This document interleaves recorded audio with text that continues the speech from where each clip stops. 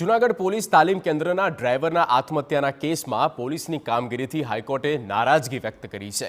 ફરિયાદના 5 મહિના છતાં પોલીસનું તપાસનું નાટક। ફરિયાદમાં આરોપીને સાહેબ લખો છો। હાઈકોર્ટે જૂનાગઢ રેન્જ ડીઆઈજી નિલેશ જાજડિયાનો ઉધડો લીધો। લાય ડિટેક્શન ટેસ્ટની એફિડેવિટ રજૂ કરવા આદેશ આપવામાં આવ્યા। 21 માર્ચ 2023ના બ્રિજેશ લાવડિયાએ આપઘાત કર્યો હતો। ડીવાયએસપી ખુશ્બુ કાપડિયા અને પીએસઆઈ પ્રવીણ ખાચર આરોપી છે।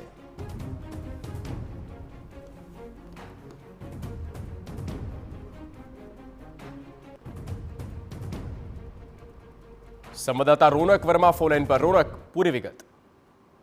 જે પ્રમાણે થોડા સમય અગાઉ જૂનાગઢના જે પોલીસ કોન્સ્ટેબલ જે ડ્રાઈવર તરીકે ફરજ બજાવતા હતા તેમના શંકાસ્પદ મોતનો જે કિસ્સો સામે આવ્યો હતો અને ત્યારબાદ આ સમગ્ર મામલે ગુજરાત હાઈકોર્ટમાં જે અરજી કરવામાં આવી હતી અને સમયાંતરે જે ગુજરાત હાઈકોર્ટ દ્વારા જવાબ માંગવામાં આવ્યો હતો ત્યારે વધુ એક વખત ગુજરાત હાઈકોર્ટમાં આ સમગ્ર મામલે સુનાવણી હાથ ધરાઈ અને ગુજરાત હાઈકોર્ટ દ્વારા પોલીસની જે કામગીરી છે તેના પર જે નારાજગી વ્યક્ત કરવામાં આવી છે। આ ઉપરાંત જે તેમના દ્વારા કાર્યવાહી કરવામાં આવી અને જે પ્રમાણે તપાસમાં ઢીલાસ રાખવામાં આવી છે તેના પર પણ કોર્ટ દ્વારા ચિંતા વ્યક્ત કરવામાં આવી છે। આ ઉપરાંત ગુજરાત હાઈકોર્ટ દ્વારા જે પોરબંદર એસપીની અધ્યક્ષતામાં જે તપાસ સોંપવામાં આવી હતી તેને લઈને પણ ચિંતા વ્યક્ત કરવામાં આવી છે, કારણ કે પાછલા દિવસોમાં જે પોલીસની બદલીઓ કરવામાં આવી તે દરમિયાન જે તપાસ છે તે બદલીને ફરી એક વખત જૂનાગઢ પોલીસના તાબા હેઠળ આવતા અધિકારીને આપવામાં આવી હતી। આ ઉપરાંત જે સમગ્ર કેસ દરમિયાન જે લાઈ ડિટેક્શન ટેસ્ટ હોય કે પછી અન્ય ટેસ્ટ કરવામાં આવ્યા હોય તેના પણ જે વિગતવાર એફિડેવિટ છે તે પણ રજૂ કરવા માટે કહેવામાં આવ્યું છે। આ ઉપરાંત જે કોર્ટે પોતાનો એક શંકા વ્યક્ત કરી છે જેમાં જે ડીવાયએસપી છે મહિલા તેમને પણ એક પ્રકારે બચાવવામાં આવતી હોય તે પ્રકારની એક શંકા વ્યક્ત કરવામાં આવી છે।